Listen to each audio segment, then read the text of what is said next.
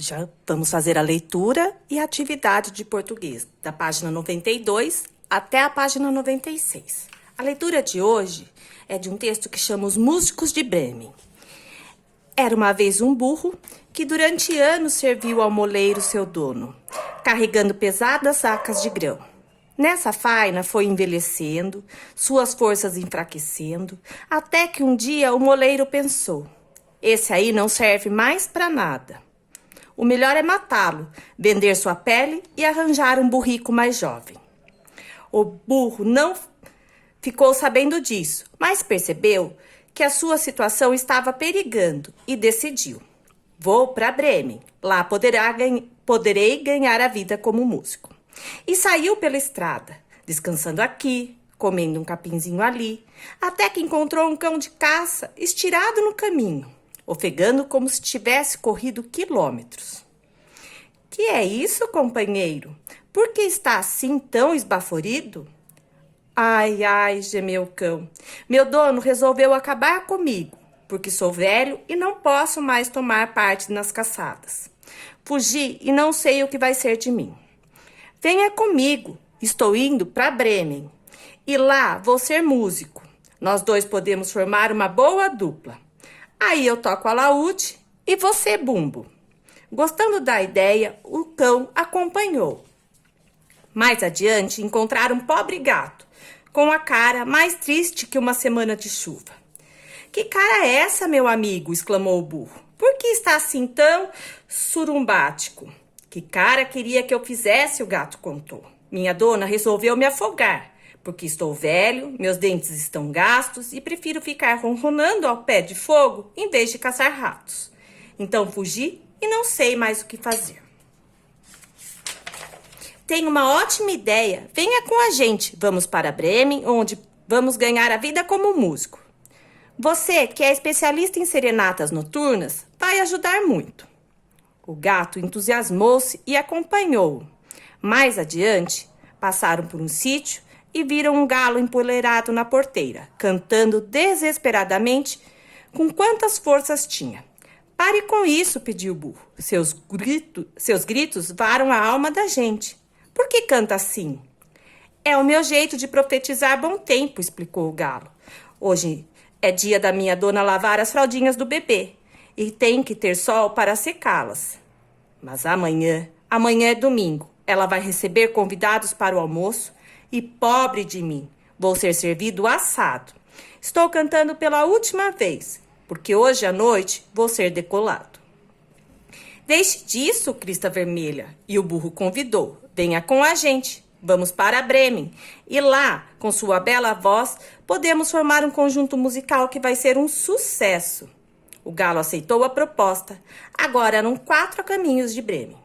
Mas não era possível chegar lá num dia. Quando a noite veio, eles se acharam numa floresta e resolveram acampar ali.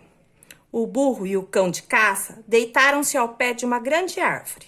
O gato e o galo acomodaram-se nos seus galhos. O galo escolheu um bem alto, onde se sentiu mais seguro. Antes de dormir, olhou à volta em todas as direções e descobriu uma luzinha brilhando à distância. Todo alvoroçado, avisou aos companheiros.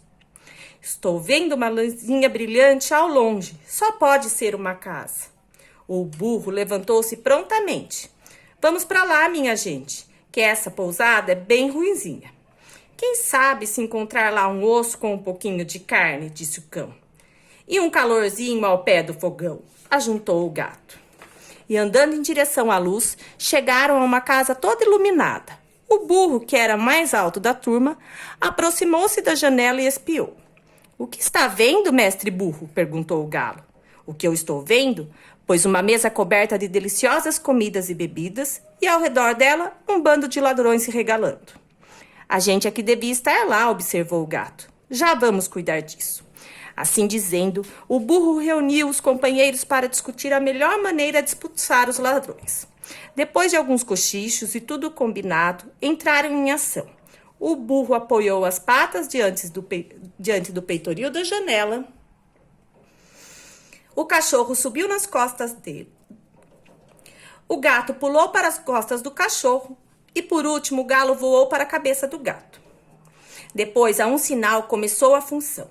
Miados, latidos, urros, cocoricós irromperam numa barulheira infernal, fazendo tremer a vidraça, que se abriu de supetão. Os ladrões fugiram de cabelo em pé, acreditando que um bando de almas penadas tivesse invadido a casa. A pressa foi tanta que, num piscar de olhos, estavam no meio da mata, de olhos arregalados, a tremer como folhas. Donos do terreiro, os 4 amigos sentaram-se à mesa e devoraram tudo o que restou, como se estivessem em jejum há mais de um mês. Depois apagaram as luzes e foram dormir, cada um de acordo com o seu gosto. O burro deitou-se numas palhas no pátio, o gato ao lado das cinzas do fogão, o cachorro atrás da porta e o galo empoleirou-se numa viga do telhado. Cansados de tanta atropelia, adormeceram na hora. Nesse interim, os ladrões perceberam que não havia mais luz na casa e tudo parecia em paz. O chefe achou que havia assustado sem motivo e mandou um dos seus homens ir lá investigar. Encontraram tudo tranquilo. O enviado foi confiadamente até a cozinha acender uma luz. Aproximou um fósforo de 2 brasinhas que luziam no fogão. Estas, porém, nada mais eram do que os olhos clamejantes do gato, que, não gostando da brincadeira, pulou na cara dele, arranhando-a com fúria. O coitado tratou de fugir pela porta dos fundos, mas não passou por ela sem levar do cachorro uma boa mordida na perna. E lá o burro ajudou a fugir mais depressa, com um belo coice. Então o galo, que acordou com a confusão, voou para o telhado e cantou bem disposto. Kikikiri! Em desabalada carreira, o ladrão foi parar diante do seu chefe e, quase num desmaio, contou. Ai, meu chefe, uma bruxa horrorosa está morando lá. Mal entrei, saltou sobre mim, arranhou minha cara toda. Depois um homem enorme saiu de trás da porta e me espetou na perna. Corri para o pátio e o monstro negro que lá esperava me deu uma tordoada que me fez voar longe. E um juiz, sentado no telhado, começou a gritar. Peguem esse patife, peguem esse patife. Nem sei como cheguei aqui. Depois do que ouviram, os ladrões perderam toda a vontade de retornar à casa. Preferiram se estabelecer em outras paragens. Mas os músicos... gostaram tanto do lugar que desistiram de ir para Bremen. Pelo que sei, ainda estão morando lá. Contos de Grimm, volume 1, texto em português de Maria Luísa Penteado, São Paulo, editora Ática, 2010. Aqui tem um pequenininho trecho falando sobre os irmãos Grimm, que escreveram essa história. E no final de cada página que a gente leu, tem um quadrinho amarelo com as palavras diferentes, que pode ser que a gente não conheça. Então, o que é moleiro? É o dono do moinho. Tomar uma parte, participar. Então, se a gente acha uma palavra que a gente não conhece o sentido, a gente pode procurar citar aqui nesses quadrinhos amarelos. Depois de acompanhar a leitura do texto, a gente vai começar a interpretação e hoje a gente vai fazer a página 96. Atividade 1. O conto inicia com a expressão era uma vez. Você já leu outros textos introduzidos por essa expressão? Quais? Essa expressão permite que o leitor saiba com exatidão quando essa história acontece.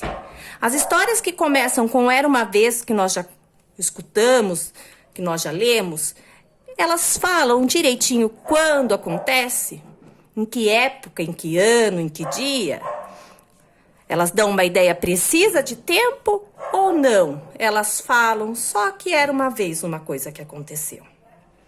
Vocês vão escrever aqui se essa expressão permite que a gente saiba quando aconteceu ou não. A história é contada por alguém.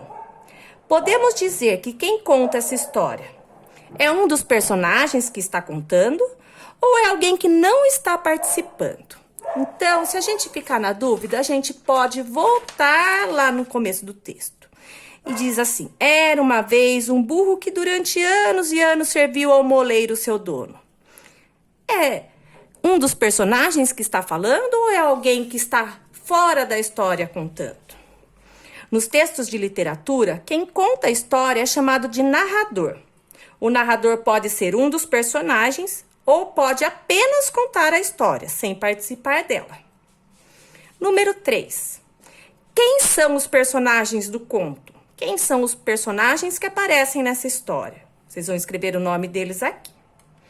Dos personagens que você identificou, quais são os principais? Justifique sua resposta. Quais são os personagens principais dessa história? Vocês vão escrever e falar por que vocês acreditam que esses são os personagens principais. Qual o motivo que faz deles os personagens principais? Número 4.